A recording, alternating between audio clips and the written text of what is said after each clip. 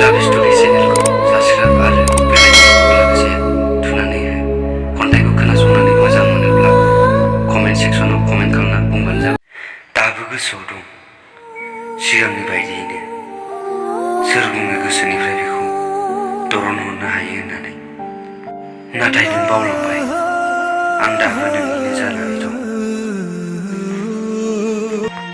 नाथाय नों सानदों आंखौ समायना नुनानै आंखौ गोसो थोदों होननानै।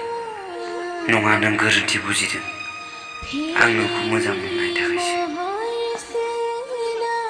बे बुहुमाव बेबायदि मोजां मोनलायनाय गोसो थोलायनायखौ नागिरनांगौआ जोबोद गोब्राब।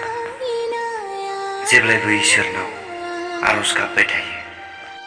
जेब्ला दुखुआव फैदोंमोन बयहाबो खुगाया गेवलांदों, रावहाबो गोनांथि गैया नों आंखौ बावलांनो साननाया। एथ'बां सानाखैमोन आं सोरबा बायदि आंखौ गोसोआव लाखिगोन होननानै।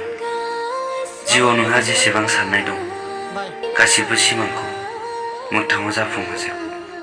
नोंसिनि थाखायनो सोरनिबा गोसोखौ सिफायनो नाजानाङा।